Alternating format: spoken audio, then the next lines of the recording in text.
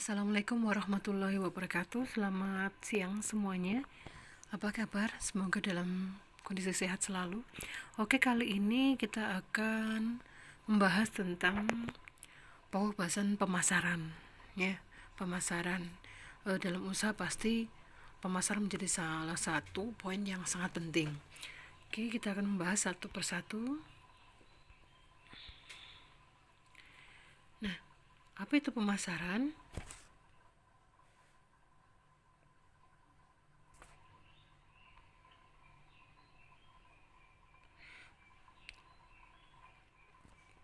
Pemasaran merupakan satu kegiatan penting yang harus dilakukan perusahaan untuk meningkatkan usaha dan menjaga keberlangsungan perusahaan. Pastinya ya, suatu usaha, kita memproduksi barang atau jasa, maka setelah diproduksi kita butuh dijual. Nah, sebelum dijual itu untuk dibeli oleh pembeli, maka perlu dipasarkan, dipromosikan dan sebagainya, sehingga dengan adanya pemasaran ini akhirnya terjual. Dengan terjual maka ada uang kembali yang bisa dilakukan untuk produksi. Ini terus menerus siklusnya. Kemudian menurut William J. Stanton, pemasaran adalah suatu sistem yang total dari kegiatan bisnis yang dirancang untuk dari mulai merencanakan, menentukan harga, kemudian mempromosikan dan mendistribusikan barang-barang yang memuaskan keinginan atau jasa baik kepada konsumen saat ini maupun konsumen potensial. Ini merupakan rangkaian kegiatan dari mulai rencana bagaimana nanti penjualannya ke siapa dan sebagainya, kemudian perencanaan daripada harga, di mana harga pokoknya keuntungannya berapa, sampai nanti di tangan pembeli. Kemudian manajemen pemasaran. Manajemen pemasaran adalah penganalisaan, perencanaan, dan pengawasan program-program yang bertujuan menimbulkan pertukaran dengan pasar yang dituju dengan maksud untuk mencapai tujuan perusahaan. Nah, ini analisa, kemudian perencanaan, pengawasan dari program yang sudah disusun, yang satu tujuan itu menimbulkan pertukaran barang dan jasa dengan rupiah atau dengan uang, yang tujuan perusahaan adalah mencapai atau memperoleh laba. Kemudian konsep pemasaran.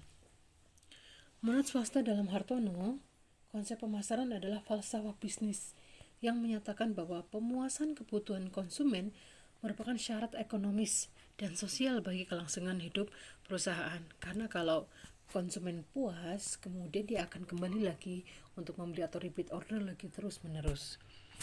Kemudian konsep inti pemasaran ada 4, yaitu ada kebutuhan, keinginan dan permintaan.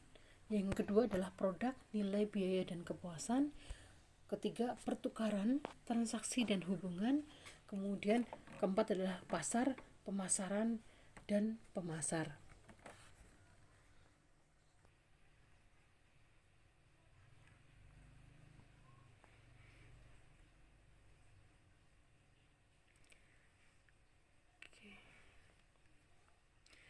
Sebelum ke lebih lanjut, kita jelaskan dulu tentang konsep inti pemasaran itu sendiri. Yang pertama tadi kebutuhan, keinginan dan permintaan. Inti pemasaran yaitu dimulai dengan kebutuhan dan keinginan manusia. Salah satu kebutuhan manusia adalah antara lain makan, pakaian, tempat tinggal, dan lain sebagainya. Seperti yang kita ketahui, kebutuhan dan keinginan memiliki arti yang berbeda. Kebutuhan merupakan sesuatu yang dibutuhkan untuk bertahan hidup, sedangkan keinginan merupakan hasrat atau pemuas dari sesuatu yang kita inginkan. Sedangkan produk, nilai, biaya, dan kepuasan. Apabila kita hendak memenuhi kebutuhan atau keinginan, pasti berhubungan dengan produk ataupun jasa. Produk adalah suatu barang yang ditawarkan untuk memenuhi dan dari keinginan manusia. Manusia mempunyai suatu produk bukan dilihat dari fisiknya, akan tetapi dilihat dari segi fungsi. Contoh, bila kita mau membeli sebuah microwave atau oven, kita membeli microwave itu untuk bukan untuk dicintai, tapi untuk memasak, yang menjadi kebutuhan manusia. Yang ketiga yaitu pertukaran, transaksi dan hubungan. Kebutuhan dan keinginan manusia pada awalnya melalui pertukaran sesama manusia. Pada zaman dahulu, apabila manusia membutuhkan barang, maka mereka akan saling bertukar barang atau barter sesuai dengan barang yang mereka butuhkan. Dengan adanya pertukaran ini, maka ada transaksi dengan sesama manusia. Hal ini transaksi yang dilakukan pada zaman dulu tidak menggunakan uang, karena pada zaman dulu itu belum ada atau belum ditemukan uang. Maka hal itulah manusia pada zaman dulu sangat menjaga hubungan yang baik antar sesama manusia. Kemudian pasar, pemasaran, dan pemasar. Pasar merupakan salah satu tempat yang bertemunya antara pembeli dan penjual. Di pasar kita dapat menemukan barang yang kita butuhkan atau inginkan dan mampu untuk melakukan pertukaran untuk memenuhi kebutuhan dan keinginan.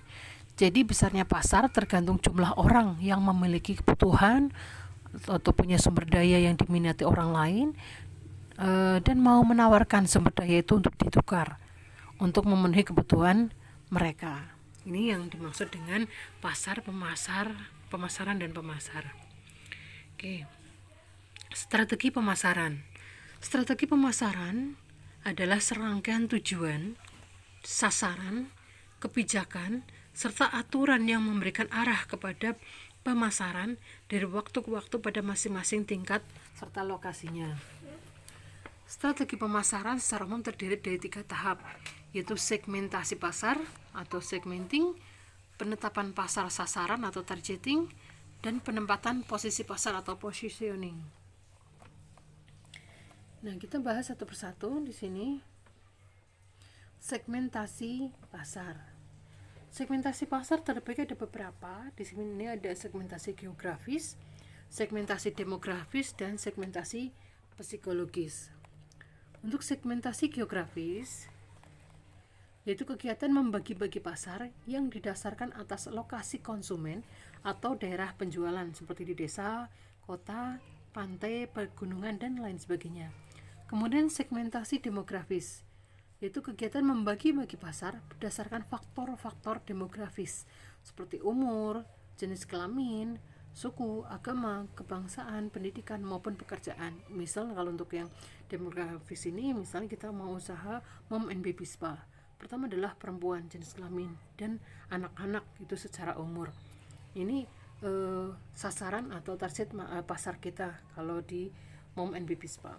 Kemudian segmentasi psikografis, yaitu kegiatan membagi-bagi pasar berdasarkan faktor-faktor psikologis seperti kepribadian, sikap, opini, gaya hidup. Nah, ini yang dimaksud dengan segmentasi pasar. Kemudian yang kedua adalah penetapan sasaran pasar. Penetapan sasaran pasar di sini berdasarkan ada 5, di mana ada sumber daya perusahaan. Sumber daya perusahaan yang kuat memungkinkan perusahaan untuk memilih strategi pembedaan maupun dengan strategi pendanaan. Ya, jadi pembedaan dan pendanaan. Kemudian variabilitas produk. Pemasaran tanpa pembedaan cocok untuk produk yang standar seperti telur, gula pasir, karena seluruh masyarakat pasti membutuhkan telur, gula pasir, dan sebagainya.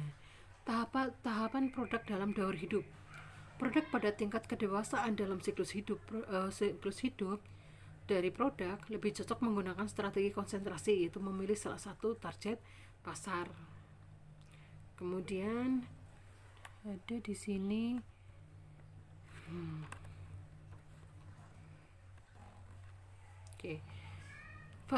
variabilitas pasar.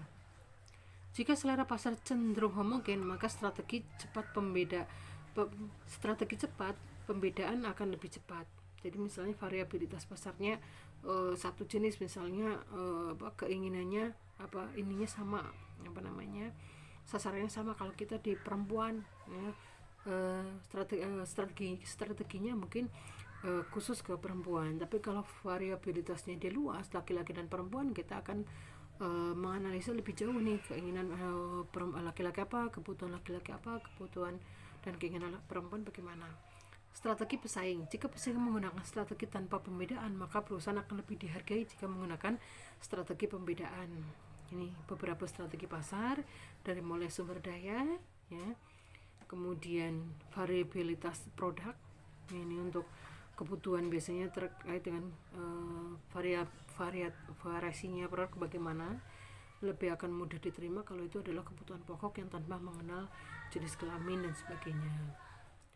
Kalau untuk yang tahapan produk dalam daur hidup, ya, biasanya kalau untuk yang anak-anak, dewasa, orang tua itu akan berbeda. Kemudian variabilitas pasarnya, jika dia homogen untuk perempuan maka akan lebih cepat untuk strateginya, kita akan bisa cepat menentukan apa sih yang cocok untuk di sana. Kemudian untuk strategi pesaing, nah ini bagaimana pesaing kita. Oke, penetapan dari posisi pasar. Yang pertama perlu kita perhatikan adalah atribut produk, yaitu usaha memposisikan diri menurut atribut produknya.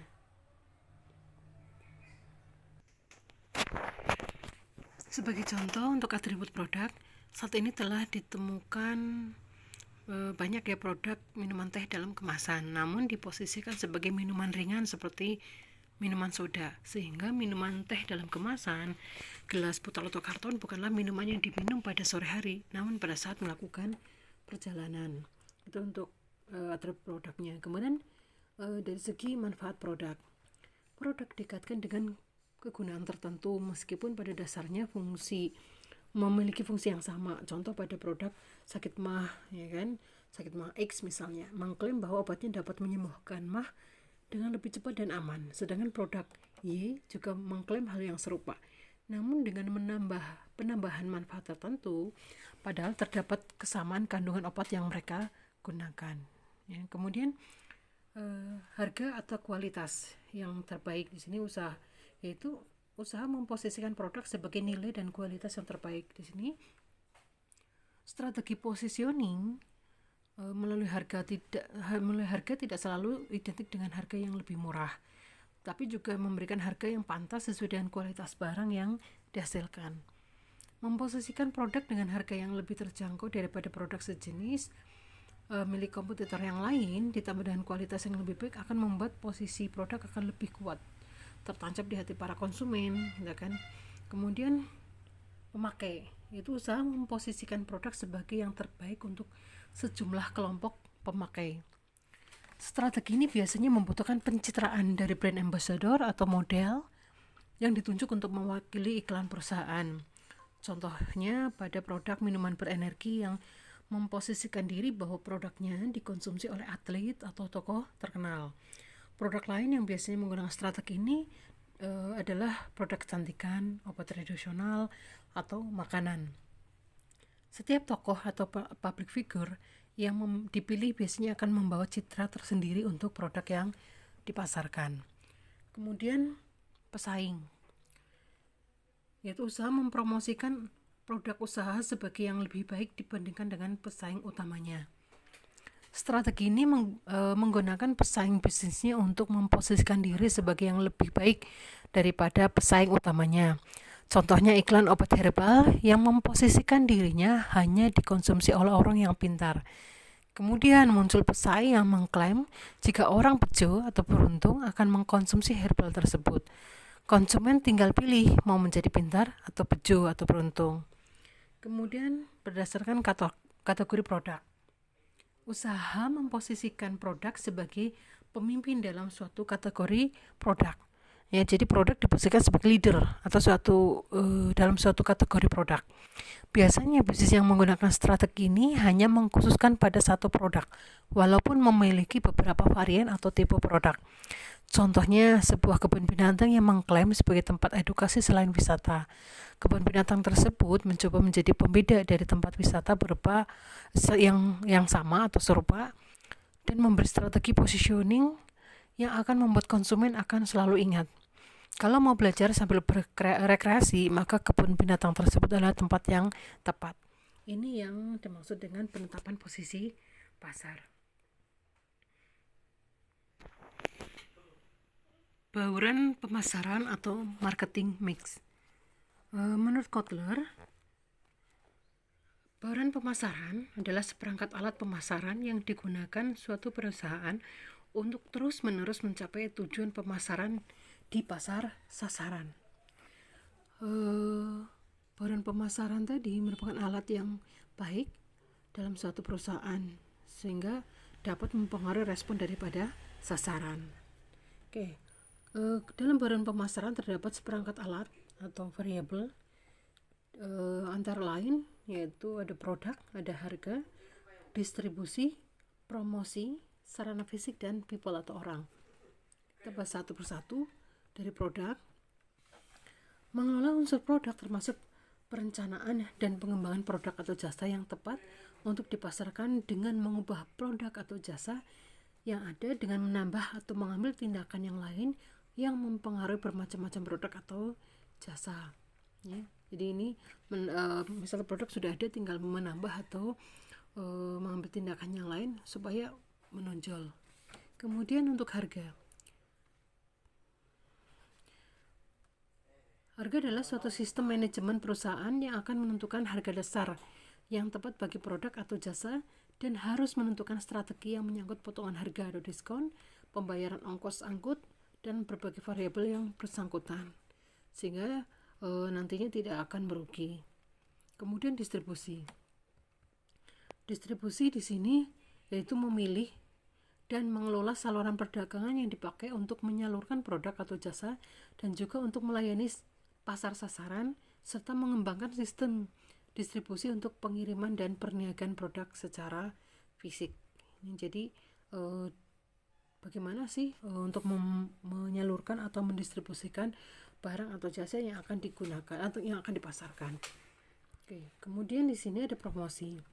Salah satu unsur yang digunakan untuk memberitahukan dan membujuk pasar tentang produk atau jasa yang baru pada perusahaan melalui iklan, penjualan pribadi, promosi penjualan maupun publikasi. Ini bentuk promosi baik misalnya melalui televisi, lewat iklan di YouTube atau di manapun mungkin, atau di baliho dan sebagainya.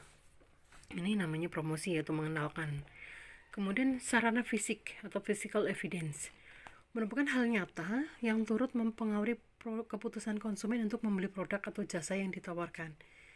Unsur yang termasuk dalam sarana fisik antara lain lingkungan atau dari bangunan fisiknya, kemudian peralatan, perlengkapan, logo, warna, dan barang-barang lainnya. Ini contoh misalnya ada minimarket A dan minimarket B, itu ada ciri khas tertentu. Kemudian di sana bagaimana barang-barangnya, logo dan warnanya itu yang biasanya yang terang, logonya yang menarik perhatian, barang-barangnya lengkap ada, itu biasanya akan mempengaruhi daripada minat konsumen. Kemudian orang atau people, semua pelaku yang memainkan peran penting dalam menyajikan jasa sehingga dapat mempengaruhi persepsi dari pembeli, dari mulai yang menawarkannya orangnya bagaimana, kemudian pelayannya, atau mungkin yang semua orang yang terkait dengan produk jasa yang ditawarkan. Elemen dari orang adalah pegawai perusahaan, konsumen, dan konsumen lain. Semua sikap dan tindakan karyawan, cara berpakaian karyawan, dan penampilan karyawan memiliki pengaruh terhadap keberhasilan penyampaian jasa. Kemudian kita masuk di sini ada analisa pasar. Jadi setelah produk ada, kemudian promosi, bagaimana nih penerimaan pasar atau respon pasar, kemudian bagaimana apakah barang atau produk atau jasa kita diterima atau tidak, maka perlu dilakukan analisa pasar atau analisis pasar. Analisa pasar adalah suatu kegiatan penganalisisan atau penyelenggaraan untuk mempelajari berbagai masalah tentang keadaan pasar. Analisa pasar ini menjadi penting karena pemahaman tentang analisa tentang kebutuhan pasar akan mempengaruhi dalam menetapkan keputusan-keputusan yang efektif dan tepat untuk pemasaran selanjutnya. Kemudian langkah-langkah analisa pasar. Yang pertama adalah menentukan pasar yang relevan, menganalisa permintaan primer, menganalisa permintaan selektif, menetapkan segmen pasar, menganalisa persaingan dan mengidentifikasi target yang potensial. Oke, kemudian menentukan pasar yang relevan.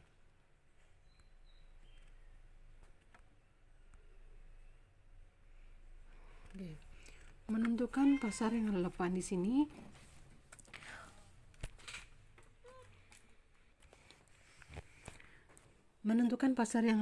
di sini langkah dalam menentukan pasar yang relevan, bahwa pasar relevan ini adalah serangkaian produk atau jasa di dalam struktur pasar dari produk yang diproduksi yang dinilai pihak manajemen sangat penting dan strategis.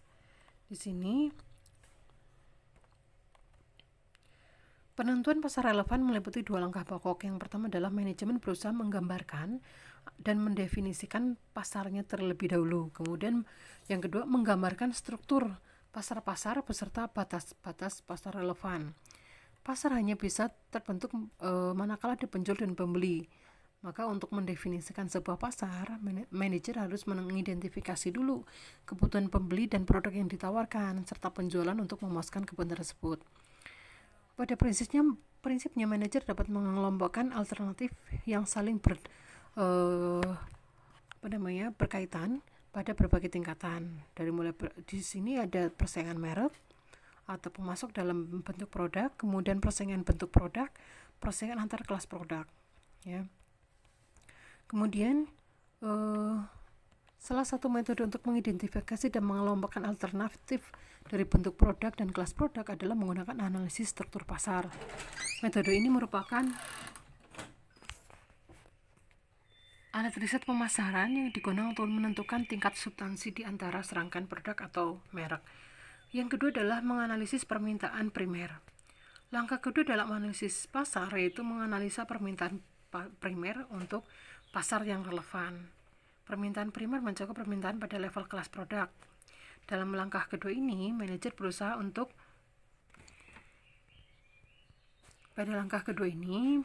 berusaha menggambarkan profil atau karakteristik pembeli dan memahami faktor yang mempengaruhi proses pembelian dan untuk semua merek dan produk dalam pasar relevan. Dengan kata lain, manajer berupaya mendiagnosis siapa sih pembelinya dan non-pembeli dan dalam pasar relevan dan mengapa mereka membeli atau bahkan memilih untuk tidak membeli produk. Kemudian menganalisis permintaan selektif dalam pasar relevan. Dalam melakukan langkah-langkah analisis pasar, permintaan selektif adalah permintaan akan merek atau pemasok spesifik atau khusus dalam pasar yang relevan. Dalam menganalisis permintaan selektif, manajer lebih berfokus pada pemahaman atas pilihan merek atau pemasok di dalam pasar relevan. Untuk memeriksa perbedaan-perbedaan kebiasaan-kebiasaan dari para pembeli dan pola pembeliannya, maka seorang manajer pemasaran harus menerapkan strategi segmentasi pasar. Kemudian untuk yang selanjutnya adalah menetapkan segmen pasar. Dalam langkah ini, manajer memahami secara berbagai cara untuk mengelompokkan konsumen ke dalam segmen-segmen yang para anggotanya memiliki respon yang sama terhadap program pemasaran spesifik. Berikut beberapa ketentuan untuk menetapkan segmen pasar yang baik. Yang pertama adalah segmentasi mudah dijangkau. Segmentasi pasar harus mudah dijangkau sehingga proses pemasaran bisa lebih efektif. Jika segmentasi pasar sulit dijangkau, maka pendistribusian produk pun akan lebih susah. Kemudian segmen mudah diukur. Segmentasi pasar seharusnya bisa diukur dengan jelas sehingga bisa memperkirakan seberapa besar kemampuan untuk memasuki pasar tersebut sebagai target pemasaran. Kemudian harus sesuai dengan kemampuan pasar. Segmentasi pasar yang diukur sesuai dengan kelayakan pemasar, maksudnya untuk mengukur segmentasi pasar sesuai dengan kemampuan pemasaran produk. Jika segmen yang dipilih itu banyak kendalanya, maka proses pemasaran tidak akan berjalan dengan mulus. Menganalisa persaingan.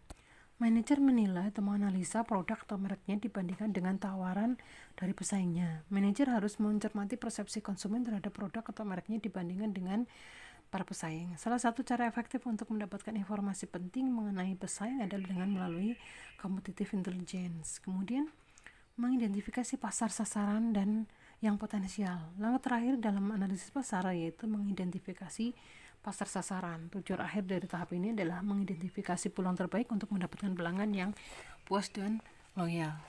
Ini 6 langkah dalam menganalisa pasar. Kemudian manfaat daripada analisa pasar di sini ada 7 manfaat yang bisa diperoleh dari menganalisa pasar. Yang pertama adalah mendapatkan konsumen.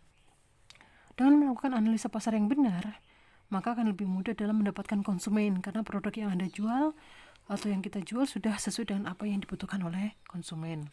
Kemudian yang kedua adalah melihat persaingan. Saat kita membuka bisnis, bisa jadi sudah ada pesaing bisnis yang membuka bisnis yang sama dengan kita. Dengan analisis pasar, Anda bisa mengetahui tentang kelemahan dan kelebihan pesaing dari bisnis kita, sehingga kita bisa mengalahkan bisnis yang sudah ada. Kemudian memanfaatkan peluang. Salah satu cara memanfaatkan peluang bisnis yang ada adalah dengan membedakan dan produk yang sudah ada di pasaran. Dengan melakukan analisa pasar, kita bisa mengetahui nih bagaimana peluang apa yang masih jarang pesaingnya dan prospek kedepannya bagaimana. Kemudian mengurangi risiko. Setiap bisnis pasti ada risikonya masing-masing.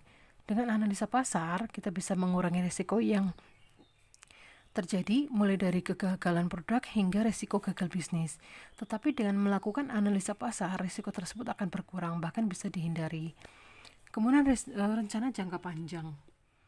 Melakukan analisa pasar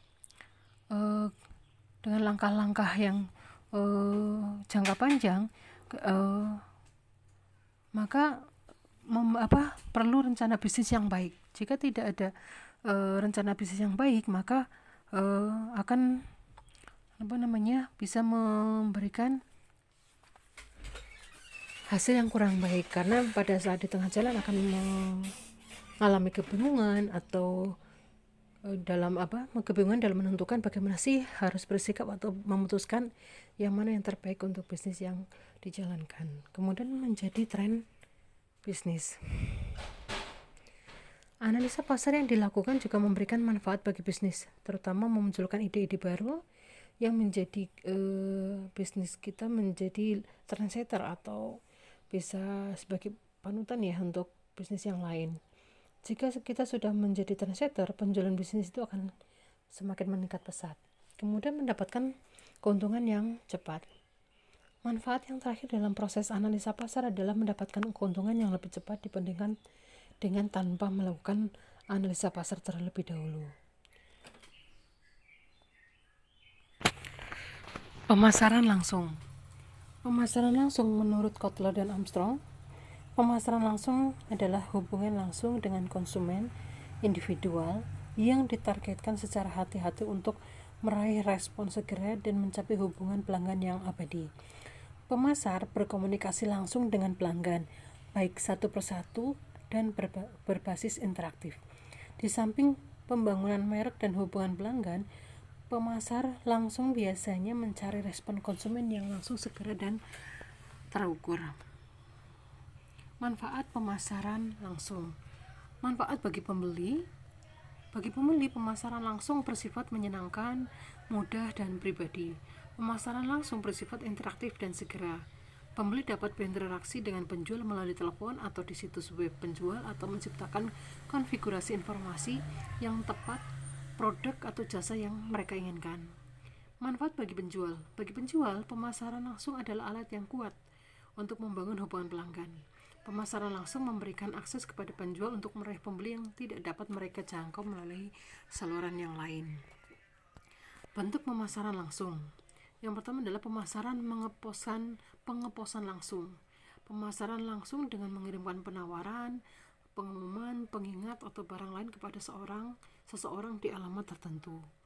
Kemudian pemasaran televisi respon langsung. Pemasaran langsung melalui televisi termasuk iklan televisi, respon langsung atau inkomersial, dan saluran belanja rumah. Ini banyaknya di televisi swasta atau ini ada menyediakan jam-jam tertentu untuk pemasaran langsung melalui televisi. Kemudian Pemasaran sosial merupakan sebuah strategi yang digunakan oleh suatu kelompok atau institusi, khususnya pemerintah, dengan tujuan untuk mengubah kebiasaan-kebiasaan dari kelompok sosial tertentu. Pemasaran sosial terdiri atas elemen-elemen pendekatan sosial yang terbaik untuk perubahan sosial yang berbentuk kerangka tindakan atau perencanaan yang terintegritas. Serta yang kedua adalah menggunakan kemajuan teknologi, komunikasi, dan keahlian pemasaran. Kerangka tindakan umumnya berupa konsep dan perencanaan. Ini konsep perencanaan sosial. Pemasar beranggapan bahwa konsumen hanya bersedia membeli produk-produk yang mampu memuaskan kebutuhan dan keinginannya, serta berkontribusi pada kesejahteraan sosial dan lingkungan konsumen.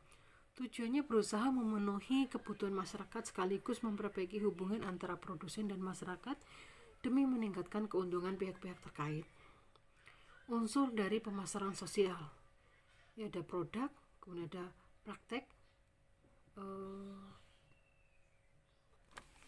Ini ada 4 unsur pemasaran sosial. Ada produk, kemudian ada harga atau price, kemudian ada place atau distribution, kemudian ada promotion atau promosi.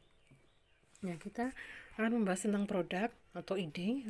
Ide dan atau produk adalah produk yang harus dipasarkan. Jadi produk yang biasanya pada pemasaran sosial itu berupa ide yang dalam bentuk belief atau kepercayaan, attitude atau sikap, dan value. Jadi produk sosial, ya, produk yang dipasarkan pemasaran sosial itu ada 5 sebetulnya. Di sini ada belief, attitude, sikap, kemudian value, kemudian juga ada praktis, dan ada intangible object. Kemudian produk harus mengemas gagasan sosial dengan cara yang diinginkan target audiens dan mereka bersedia menggunakannya. Produk dari social marketing ditawarkan adalah ide atau gagasan dan perubahan perilaku.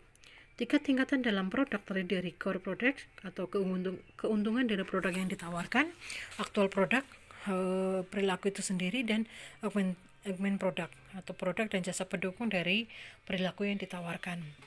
Ini produk social marketing. Di sini ada belief, attitude, value, practice, dan tangible object atau objek nyata. Price yang kedua, tadi unsur atau elemen dari marketing sosial atau social marketing. Yang tadi pertama adalah produk, yang kedua adalah price atau harga.